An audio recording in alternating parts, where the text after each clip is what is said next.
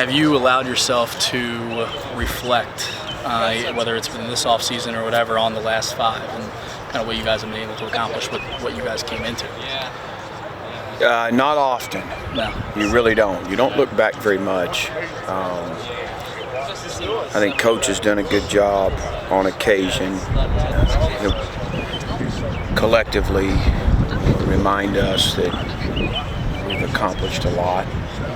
Maybe when we're hitting a hurdle or working through some adversity, that everything that we've done over 5 years with these guys and this team, because there's a lot to be proud of, and you lose sight of that. As competitive as we are as coaches, we're not very patient. So he does a good job of, I guess, making sure we do that once in a while. But for the most part, it's day to day. Yeah. And it seems like you're always competing.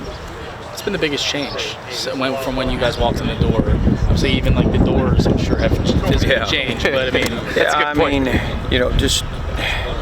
I think in a lot of areas we're making strides to put this program in a position to be one of the best in the country on an annual basis. It takes a lot, from a development standpoint, a resource standpoint, a facility standpoint, just growing these players, and understanding the schemes, and coaching continuity. It just takes a lot. And I think we're chipping away, we're making strides, and everybody believes we're headed in the right direction.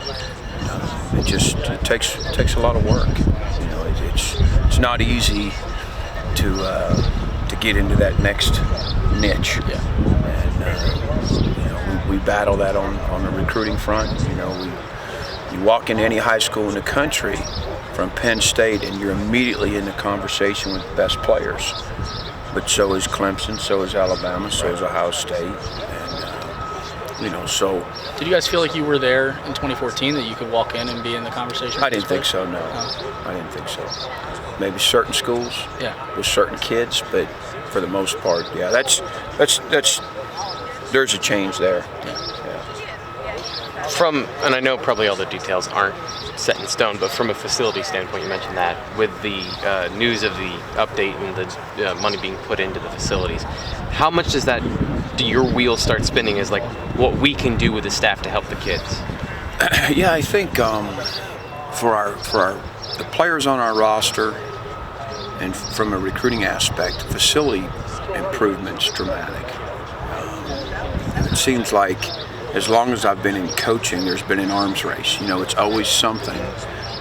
It was stadiums, and then it was locker rooms, and it was academic facilities, and then it was exercise science areas and players' lounge, and there's just always something.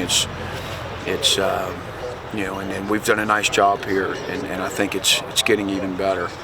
What we're able to do from a facility standpoint, where our players can feel very proud, they can have everything they need to be successful, and at the same time, when we bring top recruits around the country into our facility, that we're proud, and they leave excited and have a good feeling that, man, Penn State's really invested in football, and they're doing some great things for their players. Are you showing them the mock-ups right now? Oh, sure.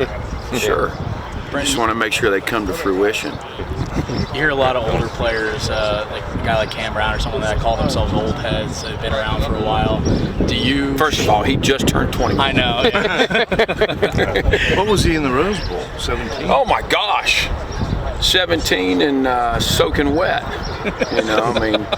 He was about 197 pounds, and I'll never forget, he played 75 snaps against Michigan, and just. But anyways, he is in a lot of ways an old head. Right. He's been through a lot here.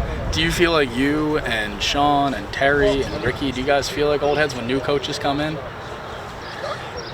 No. No. That's one thing. We have a great time. We keep it fresh. We have a lot of fun. that we feel maybe a sense of closeness. You know, there are 9 or 10 of us that have been with James since Vanderbilt, since day one there. And just have seen more and done more together. But you know, it's great. The new additions to the staff, I think, have been awesome. They've really enhanced our staff, our recruiting, our ideas, developing our guys. So sometimes change is good. Hey, Brent, you have an Altoona background.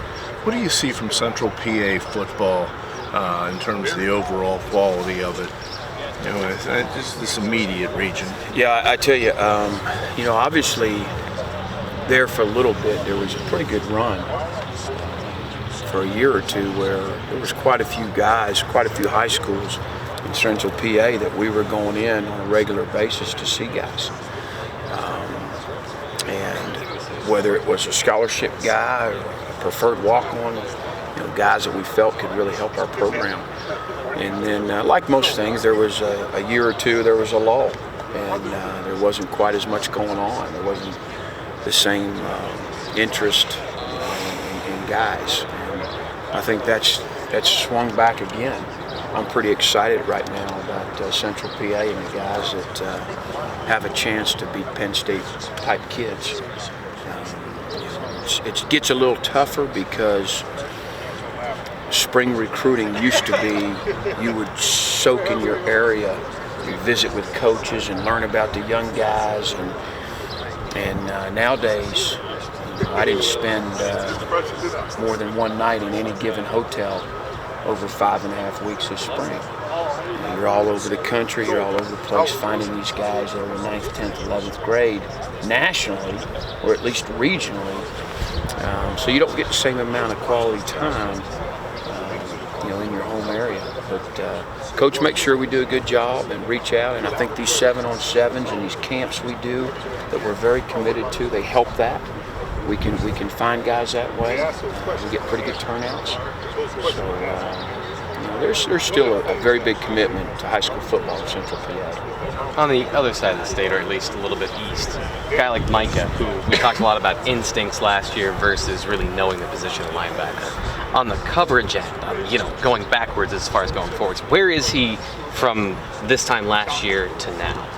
Yeah, I joke with him that he was 100 level last year, and he would claim that he was 200 level. And as we look back on the season and watch the film, I think he realized that he really wasn't. You know, that there was a lot still to learn, and he's grown tremendously as a linebacker. That happened about midway through the season. Things started to click a little bit better for him. But I say it all the time, he just, you know, he was able to play fast. He didn't know what he didn't know. And, you know, he's slowly but surely, you know, he's learning the position, he's understanding the defense better, and we're able to ask a little bit more of him. So I'm excited for what he can do this fall.